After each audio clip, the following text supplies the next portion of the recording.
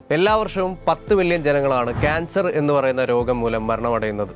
Cancer എന്ന് പറയുന്ന രോഗത്തെ പറ്റിയുള്ള കൃത്യമായിട്ടുള്ള അവബോധം സൃഷ്ടിക്കാനായിട്ട് യൂണിയൻ ഫോർ ക്യാൻസർ കൺട്രോൾ എല്ലാ വർഷവും ഫെബ്രുവരി 4-ന് ഇന്റർനാഷണൽ ക്യാൻസർ ഡേ എന്നുള്ള രീതിയിൽ ആചരിക്കുന്നുണ്ട്. അപ്പോൾ ഈ വർഷത്തെ ക്യാൻസർ ഡേയുടെ തീം എന്ന് പറയുന്നത് യുണൈറ്റഡ് ബൈ യുണീക്ക് എന്ന് പറയുന്നതാണ്. ലോകത്തുള്ള 1/3 ക്യാൻസറും ഏർലി ഡിറ്റക്ഷനിലൂടെ സുഖപ്പെടുത്താവുന്നതാണ്. ക്യാൻസറിന് കാരണമായിട്ടുള്ള എക്സ്റ്റേണൽ ഏജന്റുകളെയാണ് നമ്മൾ പൊതുവെ മ്യൂട്ടേജൻസ് എന്ന് പറയുന്നത്. അൾട്രാ വയലറ്റ് റേഡിയേഷൻ, വിവിധ തരത്തിലുള്ള മറ്റ് കെമിക്കൽ കമ്പോണൻസ്, ഉദാഹരണത്തിന് നിക്കോട്ടിൻ പോലെയുള്ള പുകയിലയിൽ അടങ്ങിയിട്ടുള്ള കെമിക്കൽ കോമ്പൗണ്ട്സ്, ഇങ്ങനെയുള്ള വസ്തുക്കളൊക്കെ പൊതുവെ ക്യാൻസർ എന്ന് പറയുന്ന രോഗത്തിന് കാരണമാവാറുണ്ട്.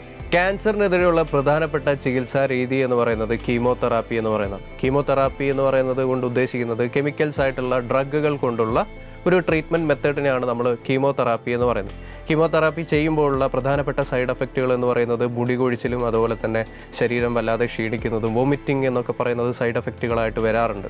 അതിന് കാരണം എന്ന് പറയുന്നത് ഈ പറഞ്ഞ കെമിക്കൽസ് ആയിട്ടുള്ള വസ്തുക്കൾ നമ്മുടെ ഹെയർ ഫോളിക്കിൾസിനെയും അതുപോലെ തന്നെ ബാക്കിയുള്ള ഇൻഡസ്റ്റൈനുള്ള സെല്ലുകളെയൊക്കെ എഫക്റ്റ് ചെയ്യുന്നത് കൊണ്ടാണ് ഇങ്ങനെയുള്ള സൈഡ് എഫക്റ്റുകൾ പൊതുവെ കാണാറുള്ളത്. പക്ഷേ ഇത് പൂർണ്ണമായിട്ടും ക്യാൻസർ സെല്ലിനെ നശിപ്പിക്കാൻ കേപ്പബിൾ ആയിട്ടുള്ള ഡ്രഗുകളായിരിക്കും എന്നുള്ളതാണ് ഏറ്റവും വലിയ ബെനിഫിഷ്യൽ ആയിട്ടുള്ള കാര്യം. ഏറ്റവും പ്രധാനപ്പെട്ട ചികിത്സാ രീതി തന്നെയാണ് കീമോതെറാപ്പി എന്ന് പറയുന്നത്.